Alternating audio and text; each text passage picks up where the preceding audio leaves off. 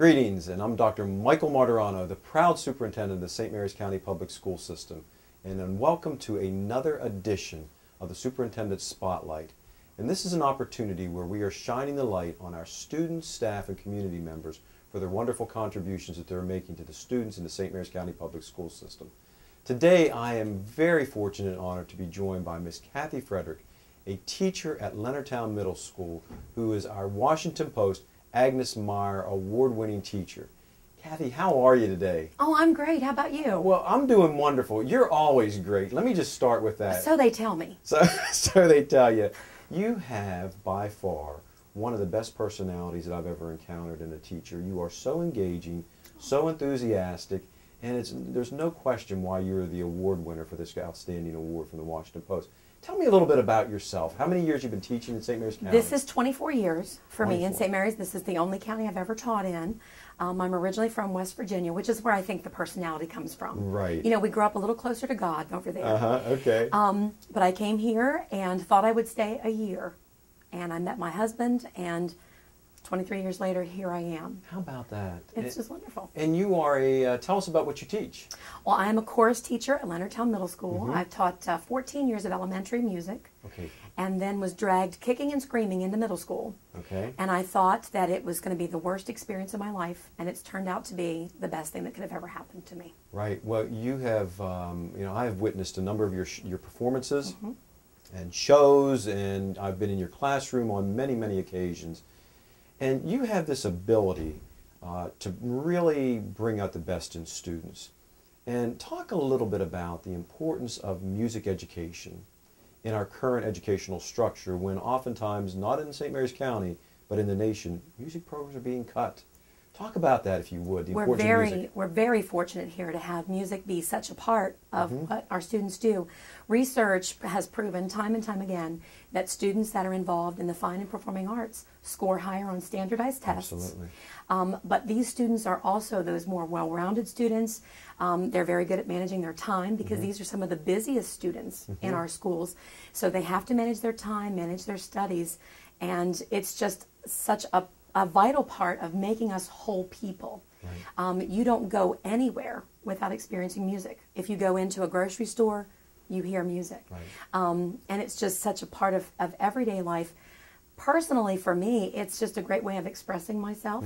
I think with my students, my sense of humor tends to come through. Oh, you have a wonderful one. But I don't take myself too seriously or what I do. But I take that love of music very seriously. And when kids are able to laugh at themselves, laugh gently at their mistakes and at mine, I think it makes them more relaxed, so they feel more comfortable at school. They feel accepted and part of the bigger community. And so for me, it's almost a no-brainer. Without fine and performing arts, we really don't have a complete education for our students. Well, I couldn't agree more. And one of my favorite movies is Mr. Holland's Opus. Oh, it's a great one. And I know you like that. There's a couple lines in there that talk about if you eliminate music, you basically eliminate the creative aspect of teaching. And I always am a very big supporter of the arts because of the piece of creativity, tapping into those multiple intelligences.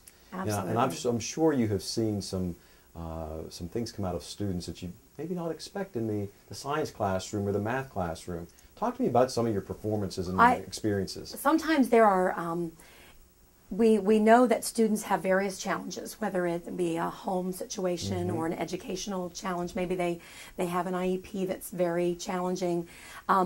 Those students very often in my class are not bound by any of those limitations. They come in and they don't have to worry about those sorts of things, and suddenly they're free. I see a very different side of those students as a result. A student who maybe has trouble with lots of written language, they don't have that problem in my classroom. They shine there. And so a lot of times I don't like to know what the limitations are of the student. You know, we get those IEPs, the snapshots that tell us what kind of accommodation students need. But until I see that I need them, I try not to let that kind of tell me what to expect from a student, because they do certainly rise to our expectations, and if you expect great things from them, that's what you get. But those students who sometimes maybe music may be the saving grace for them. And that, for me, that's one of those moments in teaching that is just, it's indescribable. You cannot, can't put a price on that.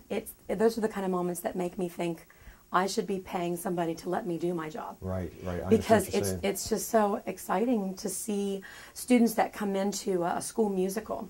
Perhaps they're not the best athlete in the world, perhaps, or they're not a great, science or math student, but when they get on stage, it comes out. Right. And so those multiple intelligences really do come into play, and you can make connections then between music and other subject areas that sometimes help those kids do better academically. It sure can, and that ties in, and you don't even have to say this, I know this, I mean, the belief of the multiple intelligence tenet of instruction is that all children are gifted. And it's a matter for us as educators to bring out those gifted areas, and by far, in the music arena of which you are, you're bringing out those gifted areas that are oftentimes untapped in other subject areas. And I've seen it time and time again. Talk to me about, I mean, something that just blows me away every time I witness it is when I come to your school at a performance, and the incredible turnout for like your Christmas program or your spring concert. And I think you told me a statistic that close to 2/3 of the student body at Leonardtown Middle School were involved in the arts. Talk to me about your performances and how you get your ideas, and how do you choreograph that many students to get them all involved? Well, I've often said that teaching music, and especially directing choruses, is like herding cats. They don't always go the way you want them to, Right. but when they do, it's a thing of beauty. We do have at Leonardtown Middle School about 2/3 of the students are in either chorus, band, or orchestra. Phenomenal. And I think that's being shown in our test scores are steadily improving at our school. We have so much community support. In some schools, some school districts I've been in, maybe 3/4, if you're lucky, of the kids and their parents come back for a performance. Right. Leonardtown Middle School, greater than 95% of our students return. And I've and seen their it. parents. Yes. I mean, we're standing room only practically. And that's one reason we went to grade level performances, so that You had to split it. we did. We had to split our concert into 3 different groups so that we could accommodate everyone safely. Right. And make sure that everybody could enjoy the performance. That's true. For me, it's phenomenal. And the more students that you can pull in to a group, give them that peer group. When they make the transition from middle school to high school, they've got a group that they're already a part of. And I don't know if you've ever seen the t-shirt that says, "It's okay, I'm with the band." We tell kids all the time, "It's okay, I'm in music." Right. And you've got that immediate group of people that you have something in common with. And they're less likely to sort of fall off the wagon, so to speak, or off the map somewhere when they get to high school, because it's an engagement. It really, truly is. Right. It's a real hook, and you've heard me talk, and every educator right now in the community, we're all focused on getting every child across the stage to graduate. Yes. And music is a real hook. It's something that will keep some of our students in school when they may not be successful in other arenas. It's very true that so many kids say, "It's the only reason I come to school." Right.